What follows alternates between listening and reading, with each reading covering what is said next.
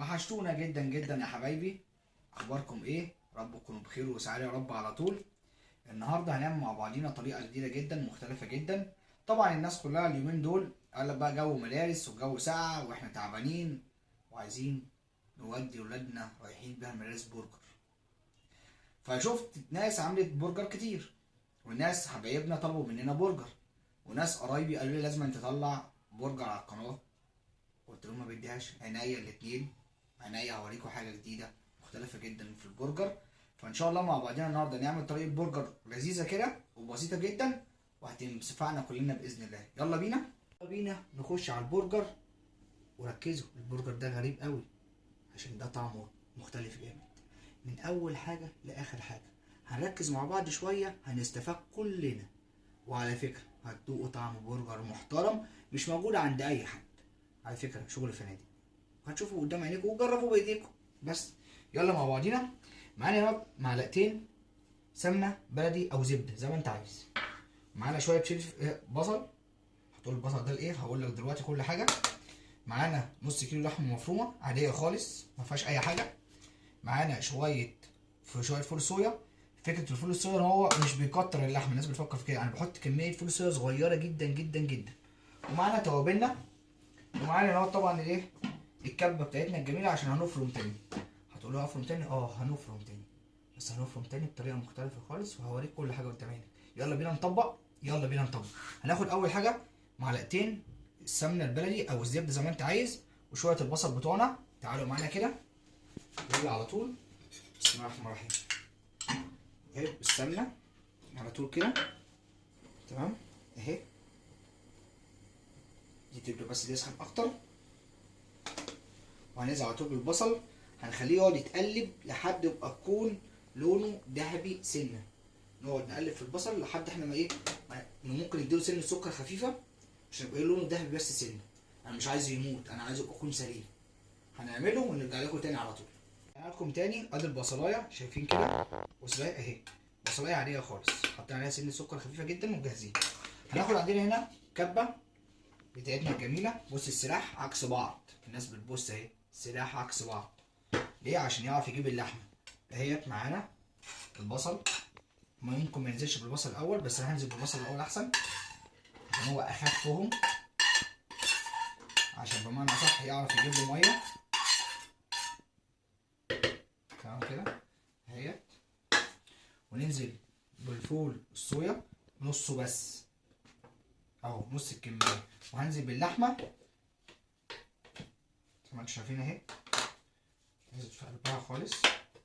والفول الصويا التاني بقيته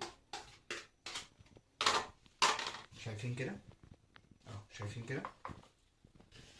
هنملح بقى دلوقتي، جه دلوقتي وقت التمليح. هنحط فلفل اسود اهي،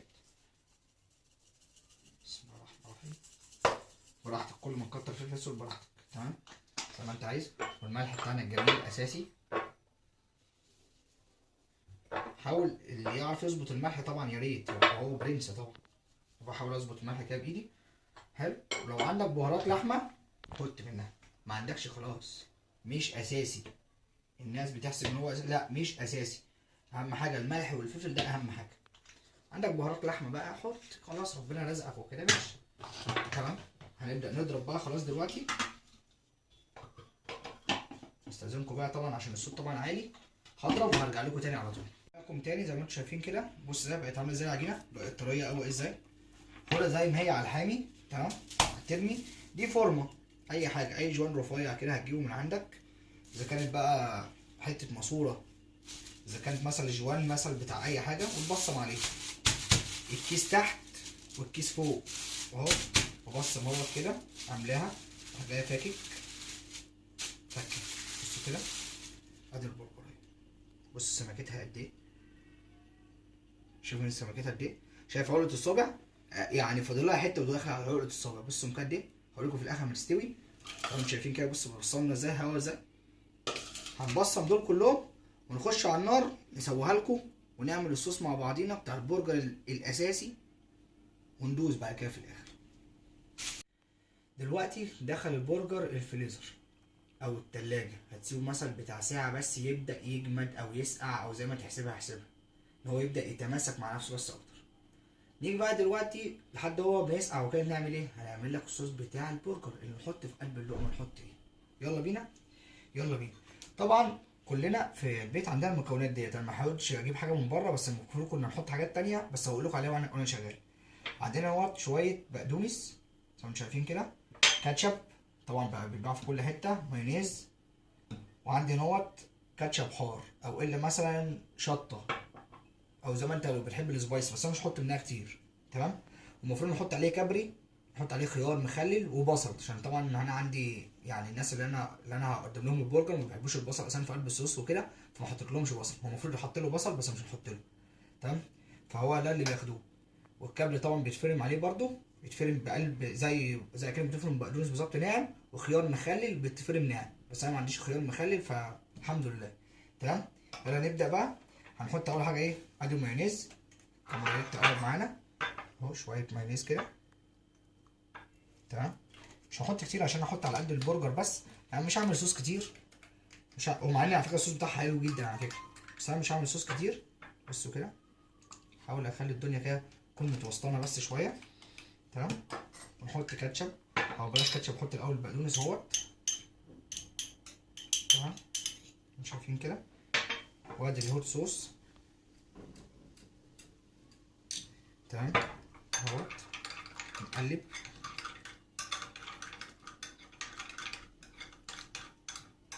تمام. ده كده يبقى يكون جاهز. هيجهز بقى على كده. هل حبيت بقى تحط هوت صوص تاني زياده وعايز تشرشته اكتر براحتك، مش عايز تشرشته براحتك برضه زي ما انت عايز. هيتحط على كده. وبعد كده يبقى تعالى بقى نسوي البرجر. كده رجعنا لكم تاني. البرجر بتاعنا الجميل طلع من قلب الفريزر، قعد بتاع نص ساعه كده ولا حاجه، يبدا يسقع قوي ويكون تمام. الجريلا بتاعتنا اهيت جاهزه. حلو. بسم الله الرحمن الرحيم. محطوطه فيها شويه زيت خفاف. سامعين؟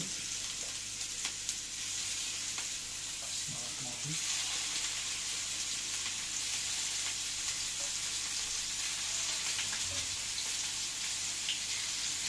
سامعين كده؟ شايفين؟ لسه فاضل معانا كده اهوت. نحاول نجيبهم في اي حته كده عشان ناخدهم في دور واحد.